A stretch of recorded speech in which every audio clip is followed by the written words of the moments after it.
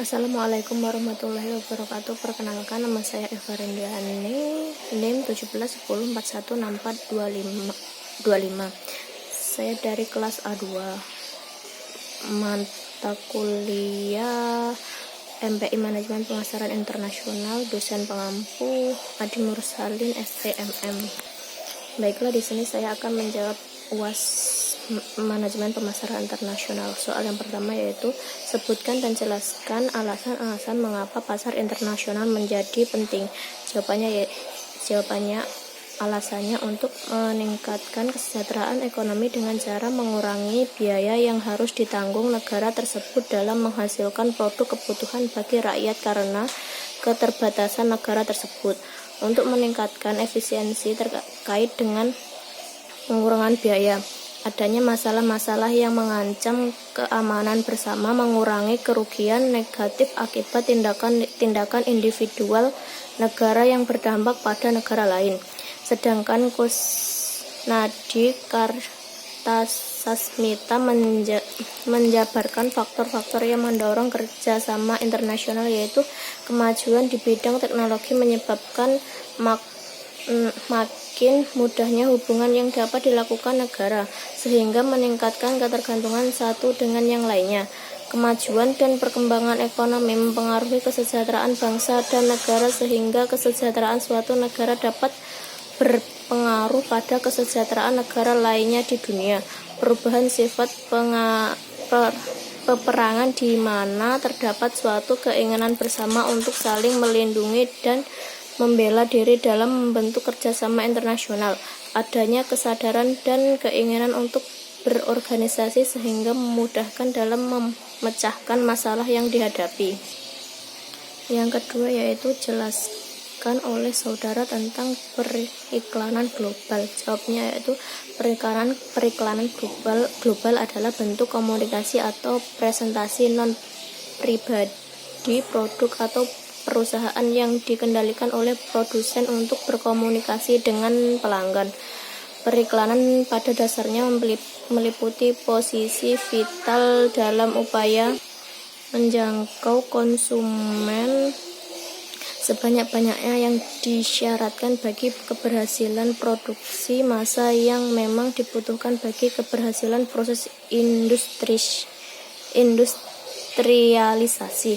Yang ketiga yaitu faktor-faktor yang dipengaruhi dalam mengembangkan program-program promosi penjualan di pasar asing adalah, jawabannya yaitu yang pertama customer loyal, sama dengan promosi bermanfaat untuk meningkatkan loyalitas konsumen agar nantinya tidak berlebih ke produk kompetitor. Yang kedua yaitu media komunikasi, sama dengan promosi akan dapat membantu sebuah perusahaan untuk menyiapkan informasi-informasi yang ingin disampaikan kepada para konsumen dan calon konsumennya. Pertahanan yaitu promosi merupakan salah satu cara paling efektif untuk mempertahankan citra dari serangan-serangan agresif para kompetitor sebuah perusahaan. Yang keempat yaitu trial and buying, yaitu dengan melakukan promosi akan meningkatkan kemungkinan sebuah perusahaan untuk terus mendapatkan pembeli baru dan juga pembeli berulang. Yang kelima yaitu membangun merek, yaitu promosi berfungsi untuk meningkatkan brand awareness, dan juga dengan semakin tingginya tingkat brand awareness akan membuat sebuah produk dapat menjadi top of mind di masyarakat. Branding yang terbentuk akan memperkokoh suatu perusahaan pada perdagangan publik masyarakat. Soal yang keempat yaitu apa yang dimaksud dengan strategi promosi internasional? Jawabnya yaitu merupakan faktor kunci dalam pasar global. Selain memutuskan promosi global atau lokal, jenis promosi bahwa kita harus melaksanakan akan terkait dengan sistem distribusi yang tersedia di pasar asing. Dengan ekspor langsung, ekspor harus menanggung semua biaya promosi, namun dengan ekspor tidak langsung, perantara dapat berbagai dalam biaya ini dan berpartisipasi dalam desain itu. Dengan promosi, kita memahami semua kegiatan yang dikembangkan oleh Departemen Pemasaran Internasional untuk mengkonsolidasikan produk di pasar dengan tujuan untuk meningkatkan penjualan, pengertian dan gambar. Promosi kebijakan dalam perdagangan luar negeri bekerja dalam struktur dari bauran pemasaran. Kebijakan promosi berlaku untuk setiap negara yang perusahaan ingin ekspor. Soal yang kelima yaitu dalam pelaksanaan promosi internasional terdapat kendala-kendala yang timbul dalam pemasaran. Yang pertama yaitu perencanaan strategi pemasaran tidak matang. Perencanaan strategi pemasaran tidak diperhatikan oleh para wirausahawan. Mereka melakukan distribusi pemasaran produk miliknya tidak berdasarkan aspek-aspek pemasaran tertentu dan tanpa direncanakan terlebih dahulu. Strategi pemasaran tidak dibuat secara matang akan menimbulkan pemasaran tidak diorientasikan kepada pelanggan dan membuat produk tersebut tidak laku dijual. Yang kedua yaitu target pasar yang terlalu lebar. Target pasar yang terlalu lebar pada dasarnya merupakan kesalahan di dalam perencanaan suatu usaha yang tidak dipertimbangkan terlebih dahulu. Yang ketiga yaitu target pasar yang salah. Target pasar yang salah merupakan suatu hal yang sering terjadi di dalam berwirausaha. Seharusnya perlu perencanaan yang matang sebelum menetapkan target pasar ataupun target konsumen. Para wirausahawan kadang menjual produknya ke sasaran konsumen yang tidak tepat. Hal ini membuat produk yang ditawarkan tidak diminati oleh konsumen. Yang keempat yaitu para wirausahawan kita tidak melakukan bauran pemasaran marketing mix secara optimal, yaitu tidak ada penjualan efektivitas iklan, harga, kemasan produk.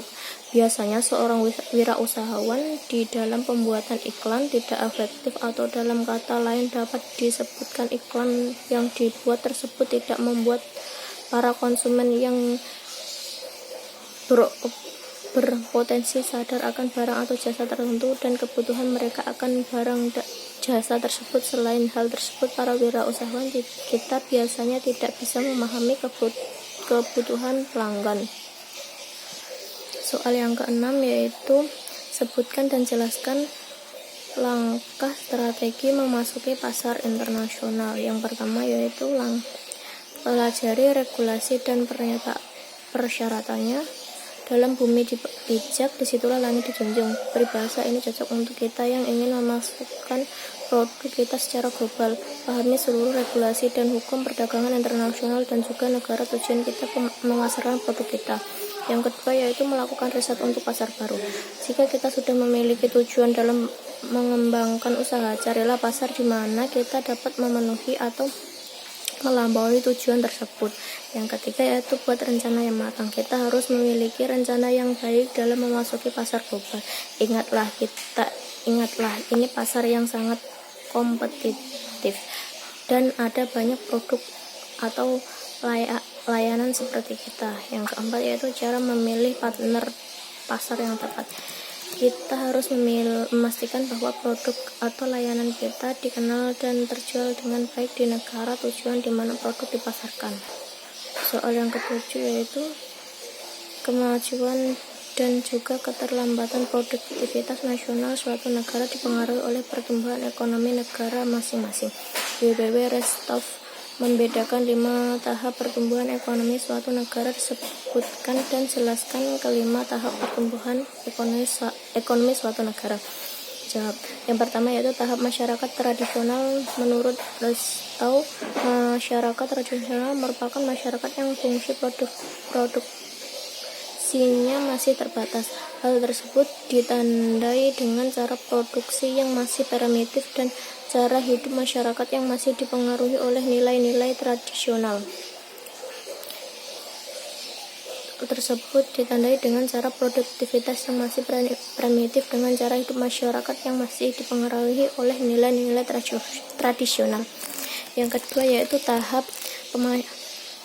prasyarat untuk lepas landas. Tahap ini merupakan tahap transisi di mana masyarakat mulai untuk mempresentasikan diri agar mencapai pertumbuhan ekonomi dengan menggunakan kekuatan sendiri. Tahap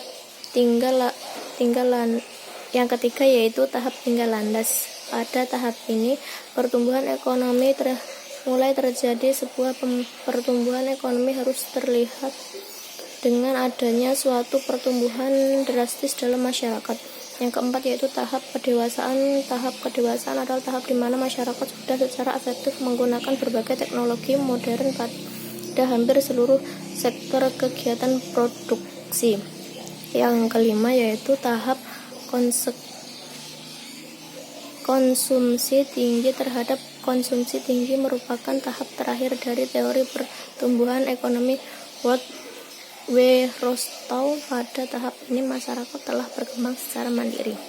Baiklah, sekarang soal yang ke-8 yaitu sistem perdagangan internasional antara negara kita tidak sama. Perbedaan ini dapat ditimbulkan oleh beberapa hal. Sebutkan dan jelaskan. Jawab. Kesimpulan dari perbedaan antara perdagangan internasional dengan perdagangan dalam negeri adalah perdagangan internasional lebih sulit daripada perdagangan dalam negeri. Hal ini dikarenakan perdagangan internasional harus memiliki mata uang yang sama, dapat menggunakan bahasa yang sama, dan memiliki rute yang jauh. Sedangkan perdagangan dalam negeri memiliki mata uang yang sama, memiliki bahasa yang sama, dan memiliki rute yang dekat. Soal yang ke-9 yaitu apa yang dimaksud dengan sasaran pasar internasional dan jelaskan proses penempatan pasar sasaran internasional. Jawab. Alasan sebuah perusahaan harus menjalankan manajemen pemasaran internasional adalah karena kekuatan yang dimiliki oleh perusahaan tersebut sudah melampaui kebutuhan akan konsumen produk atau jasa di wilayah domestik perusahaan, sehingga perusahaan dapat memperlebar sayapnya dengan terjun ke pasar yang lebih luas, yakni pasar internasional, sehingga perusahaan dapat memiliki strategi pasar yang lebih luas. Contohnya yaitu brand telepon genggam seperti Nokia menggunakan manajemen pemasaran internasional karena kekuatan perusahaannya sudah melampaui jumlah konsumen yang ada di wilayah domestik brand Nokia, yakni Finlandia, yang hanya berpenduduk kurang lebih 4 juta jiwa. Soal yang terakhir atau yang ke-10 yaitu sebutkan dan jelaskan strategi memasuki pasar internasional. Jawab. Konsep memasuki pasar internasional yaitu berkaitan dengan kemudahan atau kesulitan di dalamnya. Perusahaan dapat menjadi anggota kelompok perusahaan yang bersaing dengan menghasilkan substitusi erat untuk produk yang mereka tawarkan. Perusahaan harus mengembangkan perangkat produk, aset, dan aktivitas manajemen untuk pasar baru yang disusupi. Kepentingan di sini terletak pada pasar internasional baru. Masuk yang berhasil akan tergantung pada sejumlah faktor. Hal ini tergantung pada bagaimana perusahaan pertama menggunakan informasi peluang untuk menyulap ke pasar yang menguntungkan. Yang kedua yaitu mengakses sumber daya yang produktif. Yang ketiga yaitu mengakses pasar. Yang keempat yaitu mengatasi rintangan masuk pasar. Baiklah, sekian dari jawaban UAS saya. Wassalamualaikum warahmatullahi wabarakatuh.